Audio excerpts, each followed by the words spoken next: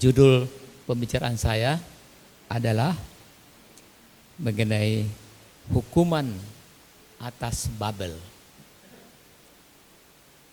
Babel itu siapa? Dikatakan sini bahwa dalam Wahyu 17 ya, penghukuman atas Babel.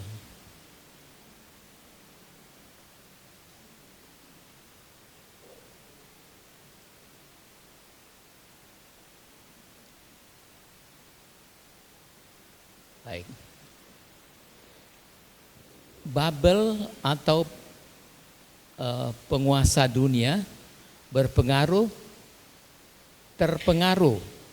oleh ajaran palsu Babel, yaitu perempuan atau pelacur besar itu. Kita pada saat ini mengetahui bahwa Daniel dan Wahyu itu berkaitan erat. Kalau buku Daniel dan buku Wahyu, buku Daniel itu berisi nubuatan. Sedangkan Wahyu adalah yang sudah terbuka. Ya. Jadi ajaran dari Babel ini mengajarkan suatu ajaran yang palsu. Dan dikatakan bahwa perempuan yang terlihat mengendarai seekor binatang yang punya kepala 7, tanduknya 10. Di dalam Wahyu 13 ayat 1 dikatakan juga bahwa ada seekor binatang yang muncul dari laut dan punya tanduk, punya kepala 7 dan punya tanduk 10, hampir sama. Kenapa dikatakan bahwa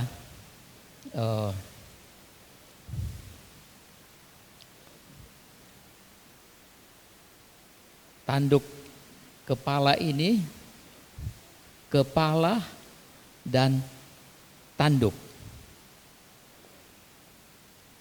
Dikatakan dalam ayat 6, Wahyu 17 ayat 6, bahwa tujuan ayat 6, dan aku melihat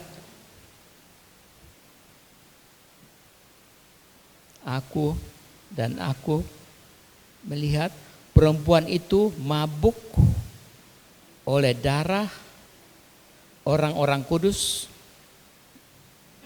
darah saksi Yesus. Dan ketika aku melihat, aku merasa heran. Anggur yang memabukkan. Anggur itu simbolnya menyimbolkan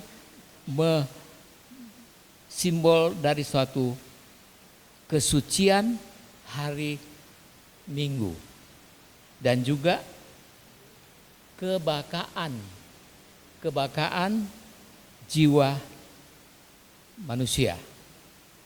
Kebakaan jiwa manusia adalah spiritisme.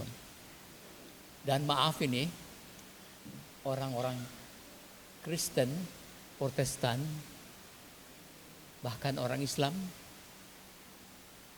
bahwa tapi terutama untuk orang Kristen, Protestan dan Katolik, Mereka percaya bahwa hari Minggu itu adalah hari yang kudus. Dan juga mereka percaya bahwa kebakaan jiwa itu kalau meninggal, manusia itu kalau meninggal, dia akan langsung masuk ke dalam kerajaan surga. Itu kepercayaan dari semua orang Kristen. Dan itulah anggur yang memabukkan. Anggur yang memabukkan. Anggur yang menyatukan antara pemerintah dan gereja yang menghasilkan undang-undang hari Minggu. Jadi kalau anggur itu simbol dari penyatuan antara gereja dan pemerintah. Dahulu kala waktu The Dark Ages, zaman kegelapan yang berlangsung selama 1260 tahun lamanya. Jadi kesempatan waktu itu mereka membuat penindasan terhadap orang-orang Kristen. Dan pada akhir zaman nanti itu akan muncul juga bahwa gereja dan pemerintah akan bersatu untuk membuahkan hukum undang-undang hari Minggu.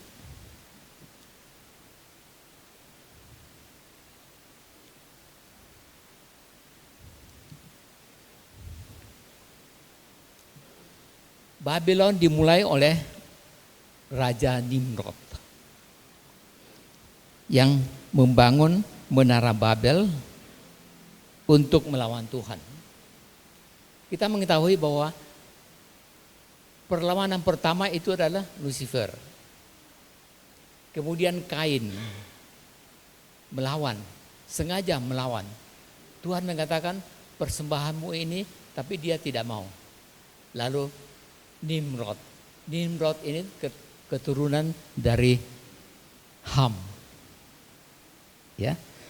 Kita baca dalam Kejadian 10 ayat 8 dan 10.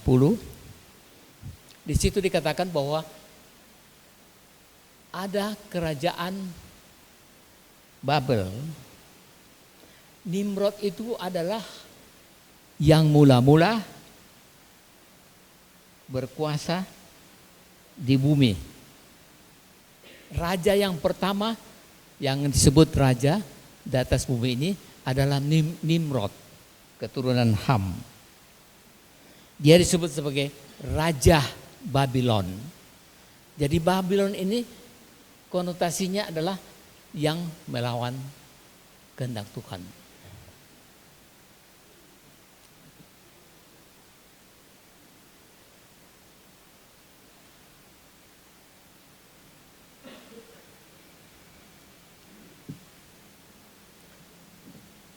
Dalam Wahyu 17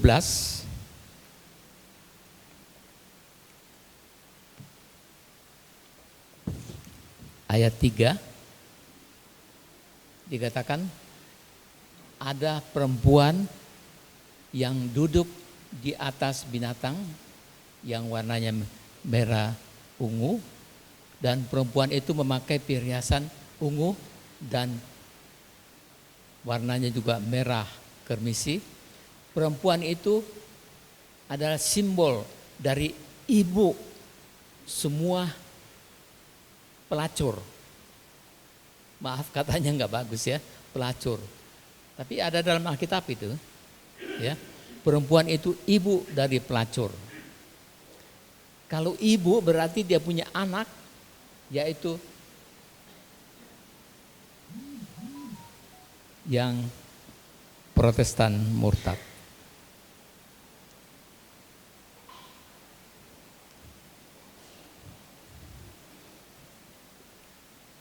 Wahyu 17 ayat 3 perempuan itu adalah aspek religius dari kepausan. Binatang itu adalah aspek politik. Jadi ada aspek religius, ada aspek politik. Dan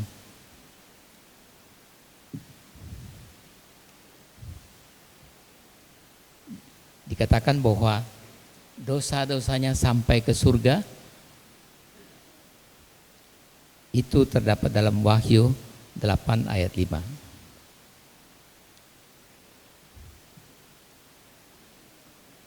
Baik, kita akan melihat binatang yang disebut dalam Wahyu 17 ayat 8 tadi dan ayat 10, 8 dan 10 dikatakan bahwa kepala yang telah fase pertama, fase dulu, fase lalu. Ada 5 kepala yang telah jatuh, yaitu Babylon sesuai dengan Daniel 7, Daniel 2 juga. Babylon yang memerintah pada tahun 605 sampai 539 sebelum Masehi. Yang kedua, Medo Persia yang memerintah sesudah itu, yaitu 539 sampai 331 sebelum Masehi. Lalu yang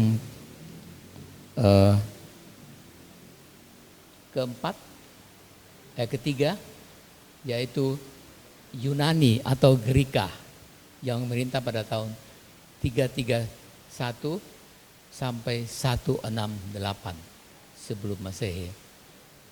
Lalu yang keempat, kerajaan Roma kafir yang memerintah pada tahun 168 sebelum Masehi dan sampai 476 sesudah Masehi.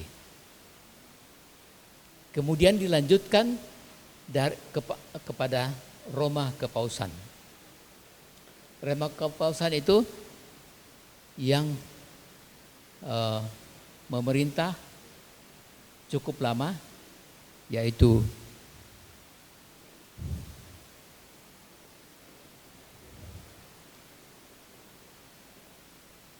(538) sampai 1798 sesudah Masehi. Jadi 1260 tahun lamanya. Dan itulah Roma kepausan yang menganiaya umat Tuhan pada waktu itu. Dan fase pertama ini, yaitu fase dulu, dikuasai oleh Babylon.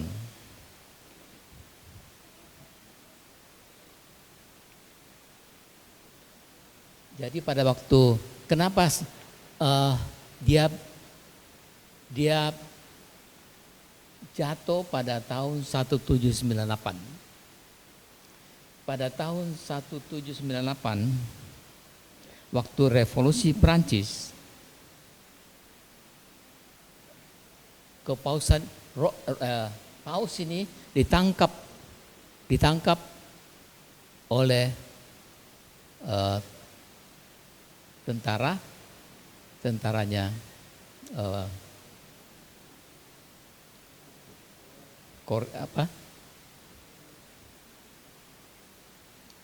ditangkap oleh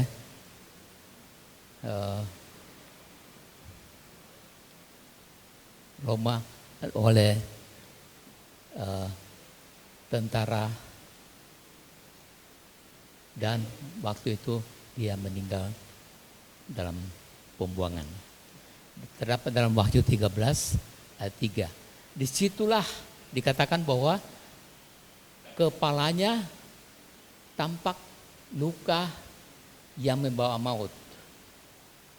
Berakhir di situ. Dan sekarang kita lanjutkan kepada fase kedua. Fase kedua. Tadi dikatakan dalam Wahyu 17 ayat 8, binatang itu ada 3 fase. Fase dulu, fase kini, dan fase yang akan datang. Sejak 1798, waktu revolusi Prancis, Paus ditangkap yang disebut kepalanya luka berat yang belum sembuh. Waktu itu belum sembuh lukanya, kemudian itulah sebabnya berakhir masa lalunya, dan sekarang ini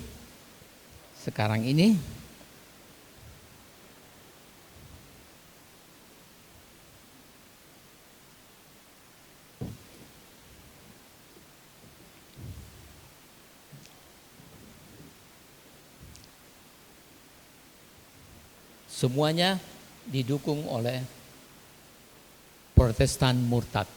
Protestan itu yaitu 2 dalam Wahyu 13 ayat 12, bahwa ada binatang yang muncul dari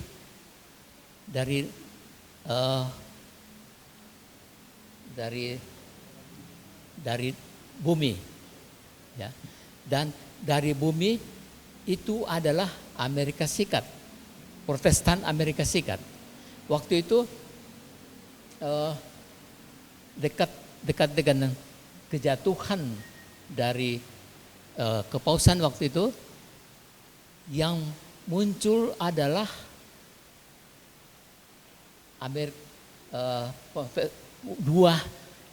seekor binatang yang mempunyai 2 tanduk.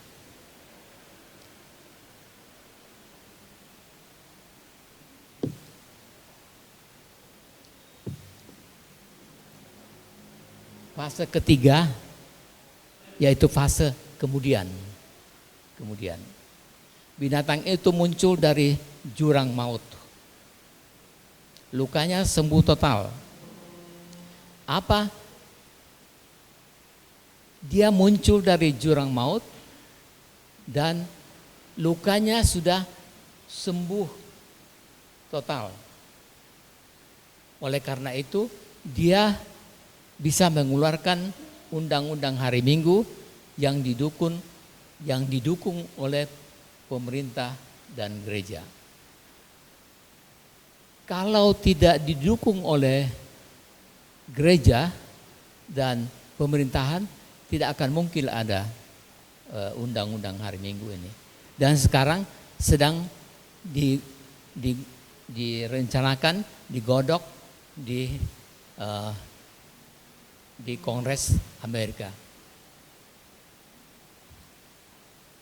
Protestan murtad Amerika Serikat mendukung juga pemerintah seluruh dunia.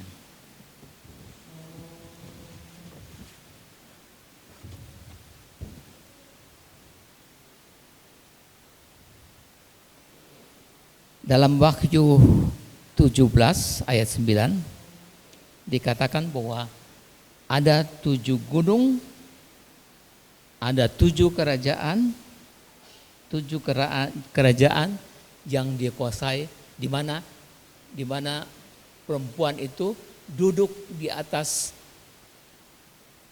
atasnya, dan 7 kerajaan yang dikuasai oleh Babylon.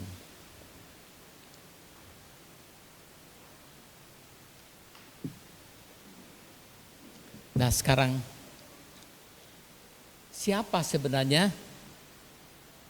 Ada 10 tandukan. Siapa anak domba? Siapakah kerajaan yang keenam ini? Kerajaan keenam ini dalam Wahyu 13 ayat 11 adalah anak domba yang punya 2 tanduk. Dan anak domba yang punya tanduk ini adalah Amerika Serikat yang diwakili oleh Protestan murtad dari Amerika. Sekarang pertanyaan yang lain, siapakah kerajaan yang ketujuh ini? Yaitu kekuatan seluruh dunia yang seia sekata dengan kepausan. Jadi seluruh dunia mendukung nantinya, mendukung kepausan ini, dan mereka seia sekata. Kalau kita baca dalam Wahyu 17 ayat 3 ada perkataan seia sekata.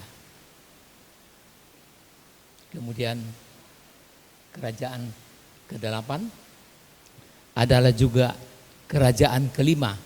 Kerajaan kelima itu adalah Roma kepausan yang sudah luka parah lalu hilang, kemudian lukanya sembuh, muncul dari jurang maut, dan itu adalah ke-7.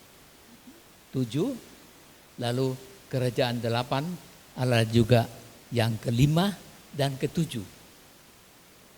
Dia adalah kelima dan ke-7, berkuasa 1 jam lamanya. Dalam Wahyu 17 ayat 10 sampai 12. Wahyu 17 ayat 10 sampai 12. Kita baca ya. Ketujuhnya adalah juga 7 raja, 5 diantaranya sudah jatuh, yang 1 ada dan yang lain belum datang, dan jika ia datang ia akan tinggal seketika. Dan binatang yang pernah ada dan yang sekarang tidak ada, itu ia sendiri adalah kerajaan ke-8. Kerajaan ke-8.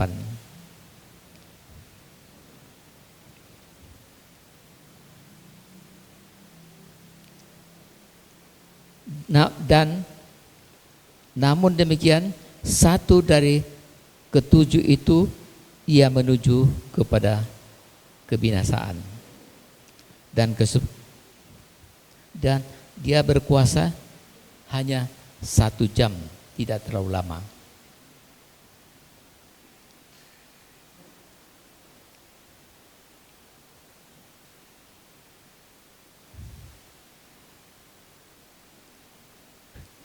Baik, ringkasan. Setan telah dinubuatkan dalam Alkitab. Setan atau Lucifer ya, akan adakan peperangan melawan Kristus, itu adalah Armageddon, dan menggunakan kendaraan politik yang dimulai dari Menara Babel dan dilanjutkan oleh Babylon pertama.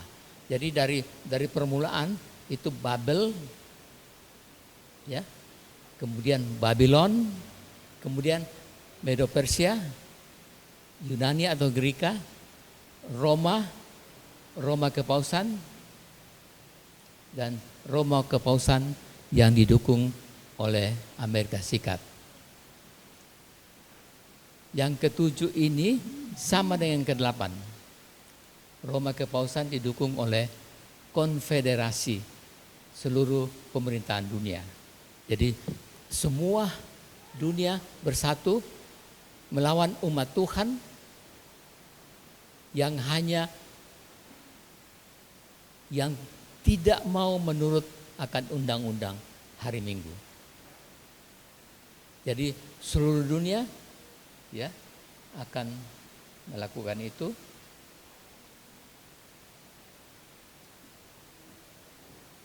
Tadi kita sudah lihat undang-undang hari Minggu itu. Undang-undang hari Minggu. National Sunday Law. Stadium pertama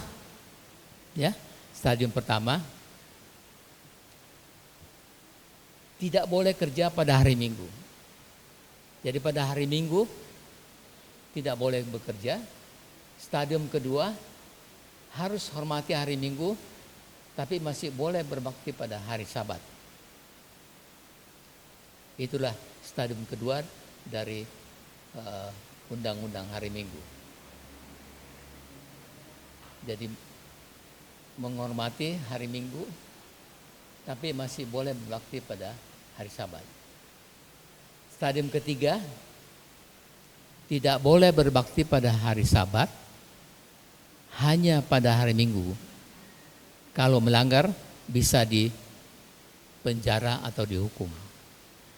Jadi pada stadium ketiga tidak boleh berbakti pada hari Sabat. Jadi dilarang berbakti pada hari Sabat, hanya berbakti pada hari Minggu. Stadium keempat, hukum mati kalau berbakti pada hari Sabat dan kalau kerja pada hari Minggu. Wah, ini yang berat. Hukum mati kalau berbakti pada hari Sabat. Jadi kemana kita akan berbakti, itulah Tuhan nanti akan tentukan. Dan inilah gunanya katanya untuk country living. Country living.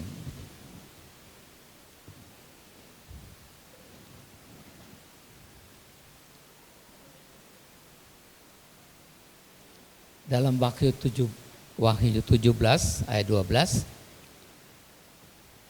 Wahyu 17 ayat 12. Dari ke-10 tanduk yang telah kau lihat itu adalah 10 raja yang belum mulai memerintah. Tapi 1 jam lamanya mereka akan menerima kuasa seperti sebagai raja bersama-sama dengan binatang itu. Jadi ada 10 dikatakan sini 10 tanduk yang belum memerintah. Dan 10 itu adalah universal, artinya seluruh dunia. Seluruh dunia mereka akan bersatu menghasilkan undang-undang hari Minggu.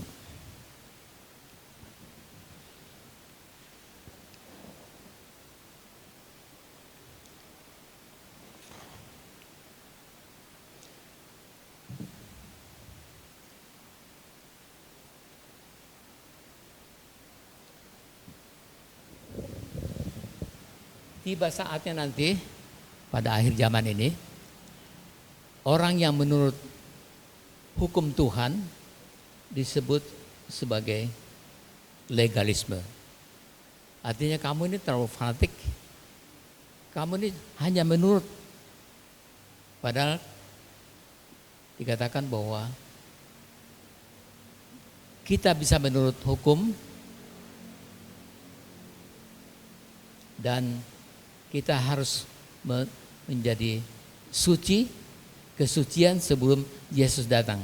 Apakah itu mungkin? Banyak orang mengatakan tidak mungkin.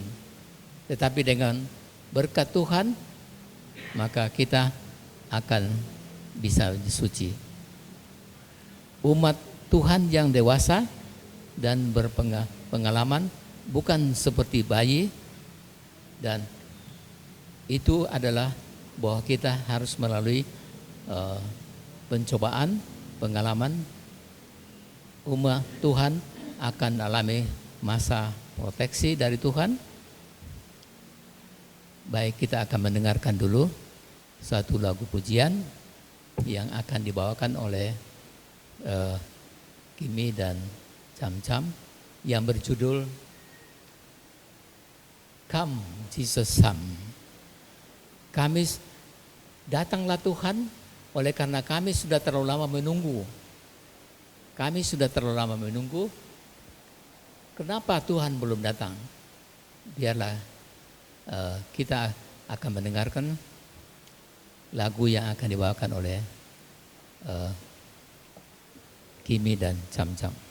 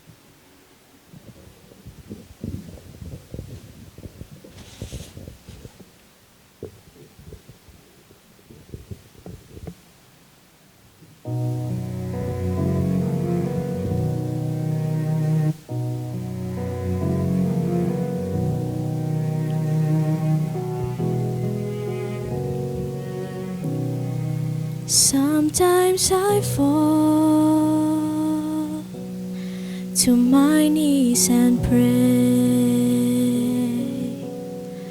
come Jesus, come.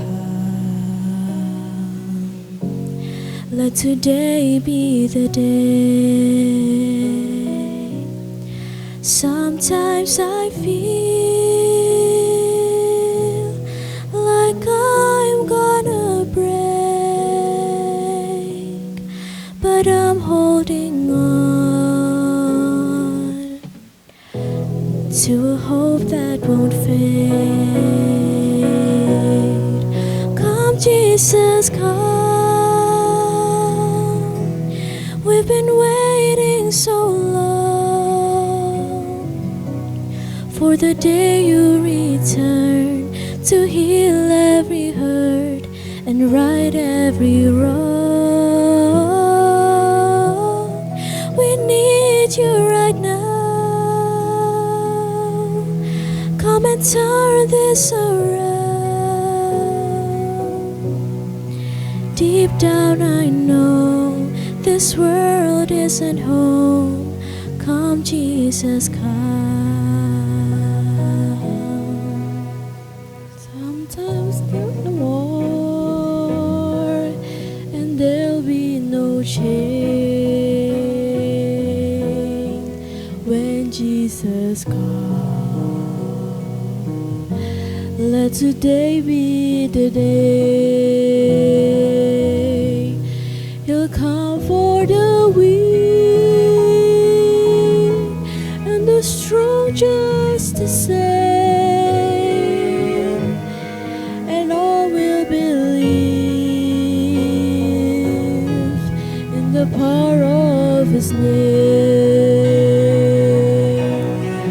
Come Jesus, come. We've been waiting so long for the day you return to heal every hurt and right every wrong. We need you right now. Come and turn this around. Deep down I know this world isn't home. Come Jesus, come. Come Jesus, come.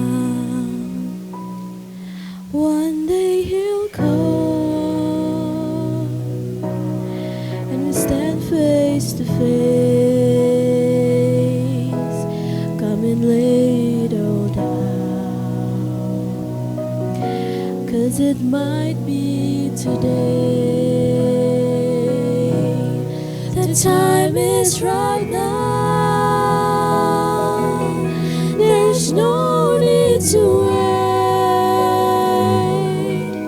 Your past will be washed by rivers of grace. Come, Jesus, come. We've been waiting so long for the day you return to heal every hurt and right every wrong. We need you right now. Come and turn this around. Deep down I know this world isn't home. Come, Jesus, come. Come, Jesus, come. Come, Jesus, come.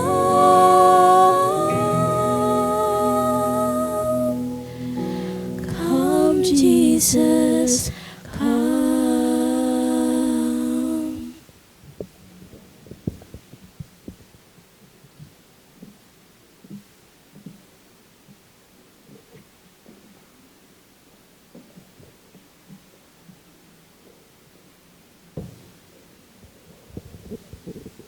Datanglah oleh Tuhan, sebab kami sudah terlalu lama menunggu.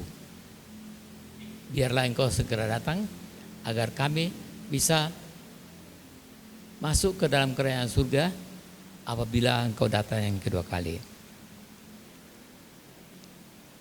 Sebelum masuk ke dalam kerajaan surga, umat Tuhan akan mengalami pengalaman yang sangat menyulitkan.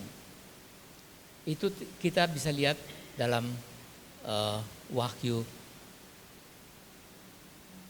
14, di mana ada 144.000 umat Tuhan yang sedia untuk masuk ke dalam kerajaan surga. Umat Tuhan yang hidup pada waktu itu, dan mereka sudah dicobai sehingga mereka layak untuk menerima tanda dari nama Tuhan di dahinya. Kalau tanda binatang, yaitu di tangan dan di dahinya. Tetapi tanda dari Tuhan bahwa inilah umatku yang bisa menurut hukum Tuhan, sebab tuduhan utama dari Lucifer adalah bahwa hukum Tuhan itu tidak bisa kita ikut, tidak bisa kita turut. Tetapi dengan adanya umat Tuhan yang 144.000 itu, mereka menunjukkan bahwa hukum Tuhan itu bisa diikutin. Dan pada waktu itu dalam Wahyu 12 ayat 1 bahwa Michael stand up. Michael ini Yesus keluar dari bait bilik yang maha suci dan segera akan datang. Sehingga manusia tidak ada lagi perantara. Tidak. Jadi Tuhan mengatakan kepada Lucifer, lihatlah, ini adalah umatku yang bisa mengikuti hukum Tuhan. Sama seperti Ayub. Ayub dikatakan bahwa dia bisa ikut hukum Tuhan oleh karena Tuhan lindungi dia. Tetapi Tuhan dikatakan, ujilah dia. Ujilah umat Tuhan pada akhir zaman yang 144.000 itu, dan mereka ternyata bisa mengikutinya. Jadi teori dari Lucifer bahwa